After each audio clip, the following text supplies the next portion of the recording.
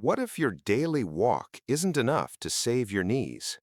You walk every day, you stay active, you do what everyone says is good for joint health. But then why are so many seniors still dealing with stiff knees, pain on stairs, and worsening joint problems? Here's the truth. Walking is good for your knees, but walking alone is not enough to protect them. Your knees need more than movement. They need strength, stability, proper alignment, healthy joint lubrication, and the right kind of support around the joint. When those things are missing, walking may help a little, but it may not stop the damage. That's why many people keep walking every day and still feel their knees getting worse. In this video, we'll break down 5 hidden factors orthopedic experts say matter more than most people realize. And the first one has nothing to do with walking at all. The muscle support most seniors are losing without realizing it. Your knees are only as strong as the muscles protecting them. Most people think knee pain is a joint problem, worn cartilage, or aging bones. But for many seniors, the real issue isn't the joint itself, it's the muscles around it. The knee is one of the least naturally stable joints in the body. Unlike the hip, which sits inside a deep socket, the knee is essentially two bones meeting in the middle. What keeps it stable and protected are the surrounding muscles. The most important are the quadriceps, hamstrings, and glutes. These muscles absorb shock, control movement, and keep the knee aligned during every step. When they are strong, they protect the joint. When they weaken, the knee begins absorbing forces it was never meant to handle alone. And after the age of 50, muscle loss becomes very common. Adults can lose 3 to 5% of their muscle mass per decade after 50, a process known as sarcopenia. Without strength training, this gradually removes the support system your knees depend on. Weak quadriceps reduce the muscle's ability to slow the body's weight when your foot hits the ground. Instead of muscles absorbing the impact, more pressure goes directly into the knee cartilage. Weak glutes create another issue. The knee can drift slightly inward during movement. Even small misalignment repeated thousands of times while walking can increase uneven pressure on the joint. Now picture a 67-year-old who walks every morning for 40 minutes. She's active and consistent, but climbing stairs hurts, and she needs the railing for support. The problem isn't that walking is bad. The problem is that walking never rebuilt the muscle strength her knees needed. Walking supports heart health and mobility, but it's a low-resistance activity. Muscles grow when they are challenged with resistance, not when they repeat the same easy movement. The good news is that muscles respond to training at any age. Even people in their 70s and 80s can rebuild strength with the right exercises. But here's the key point. You can't walk your way to that strength. Your muscles need resistance and challenge. And even when strength improves, another hidden issue can still damage the joint, one that slowly starves knee cartilage from the inside. That's the next factor orthopedic surgeons are warning about. The silent cartilage starvation problem. Your knee cartilage doesn't have a direct blood supply, and that changes everything. Almost every tissue in your body receives nutrients through blood vessels. Oxygen, minerals, and repair nutrients travel directly through the bloodstream. But cartilage is different. It has no blood vessels at all. So how does it survive? Through a substance inside the joint called synovial fluid. This thick joint fluid carries nutrients to cartilage and removes waste products. In many ways, it's the cartilage's only lifeline. But synovial fluid doesn't circulate on its own. It moves through a process created by joint movement. Every time your knee bends and straightens, pressure pushes fluid into the cartilage and then pulls it back out again, similar to squeezing and releasing a sponge. This process helps deliver nutrients to the cells that maintain the cartilage. In simple terms, movement feeds your cartilage. But here's the important detail most people never hear. Cartilage benefits most from varied movement, not just repetitive motion. Walking moves the knee through almost the same angle again and again. Heel strike, mid-step, push-off, repeated thousands of times. While this does circulate some joint fluid, it mainly nourishes the same small areas of cartilage. Other parts of the joint, the areas used during deeper bending, squatting, or rotating, receive far less nutrient exchange. Over time, that imbalance can matter. Orthopedic research shows that varied joint movement improves cartilage nutrition far more than repetitive motion alone. Moving through different angles spreads joint fluid across the entire cartilage surface instead of just one section. Imagine a senior who walks 40 minutes every day, but rarely bends their knees deeply or stretches the joint through a full range of motion. On the outside, they appear active, but inside the joint, some cartilage areas may be receiving far less nourishment. And that's important because cartilage is living tissue. Its cells, called chondrocytes, constantly work to maintain and repair the joint surface, but only when they receive the right signals. Varied movement helps create those conditions. Repetition alone does not. Walking is still valuable, but relying on walking alone means the joint may never move through the full range it needs to stay properly nourished. And cartilage nutrition isn't the only hidden issue. The next factor orthopedic specialists often see involves how pressure travels through the knee itself. And for many seniors, that pressure is being distributed in a way that slowly damages the joint. The hidden alignment problem that walking cannot fix. Even a small alignment issue can dramatically increase pressure on your knee joint. And when we say small, we mean very small, sometimes just a few millimeters. It might be a slight inward drift of the knee during a step, or a subtle outward bow that developed slowly over time. These changes are often invisible in the mirror, yet they concentrate pressure on one small area of cartilage thousands of times every day. When the body is properly aligned, the knee acts as the middle link in a chain running from the hip down to the foot. In this balanced position, body weight spreads evenly across the joint. Pressure is shared between different cartilage surfaces instead of being focused in one place.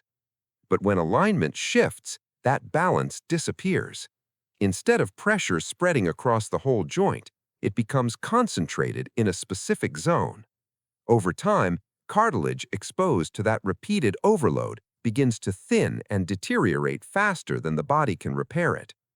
Research in orthopedic biomechanics shows that even modest alignment changes can double the pressure experienced by certain parts of the knee during normal walking. So what causes these shifts in alignment? One of the most common reasons is weak hip muscles. The glutes and hip stabilizers help control the position of the femur during movement. When they weaken, the knee can collapse slightly inward with each step, a pattern known as knee valgus. Muscle tightness can also contribute. Tight hip flexors, calves, or the IT band can pull the joint out of its natural tracking pattern. Years of sitting often make these imbalances worse. Previous injuries can add to the problem. An old ankle sprain or hip issue may change the way someone walks, creating subtle compensation patterns that affect knee alignment over time. Imagine a senior who walks 2 miles every day. They stay active and consistent, but weak hips cause the knee to drift slightly inward with each step. Over months and years, pressure repeatedly loads the same cartilage area. Eventually, scans show damage concentrated on one side of the joint. Walking didn't create the misalignment, but walking through that misalignment every day accelerated the damage. And walking alone cannot correct a biomechanical imbalance. It keeps you active, but it doesn't strengthen the specific muscles or retrain movement patterns needed to restore proper alignment. Targeted strengthening, mobility work, and better movement control are what help rebalance the joint. But even when alignment and strength are improved, another hidden factor can still undermine knee health, and it operates deep inside the body itself. The inflammation trap many seniors don't notice. Chronic inflammation can quietly damage knee cartilage, often without obvious warning. When most people think about inflammation, they imagine something visible, swelling, redness, or pain after an injury. That kind of inflammation is temporary and part of the body's natural healing response. But there is another form called chronic low-grade inflammation, and it works very differently. It develops slowly, often without clear symptoms, and can remain active in the body for years. After the age of 50, this silent inflammation becomes one of the biggest hidden threats to joint health. Inside the body, the immune system releases signaling chemicals called cytokines. During normal healing, these signals appear briefly and then shut down once the repair process is finished. But in chronic inflammation, those signals remain active for too long. Over time, they begin interfering with cartilage itself, breaking down collagen, weakening the cartilage structure, and suppressing the cells responsible for repairing the joint. Instead of maintaining the cartilage, the body slowly starts degrading it. Large medical studies have shown that higher inflammation markers, especially C-reactive protein, are strongly linked to faster progression of osteoarthritis, and many everyday habits can quietly raise these inflammatory levels. Poor sleep is a major contributor, particularly common in older adults. Diets high in processed foods, refined sugars, and unhealthy oils can also increase inflammatory signals in the body. Chronic stress and metabolic conditions like insulin resistance or obesity further intensify this internal environment. To understand the impact, imagine two seniors who both walk 40 minutes every day. One sleeps well, eats mostly whole foods, and manages stress reasonably well. Their inflammation levels stay relatively low, allowing cartilage repair to function normally.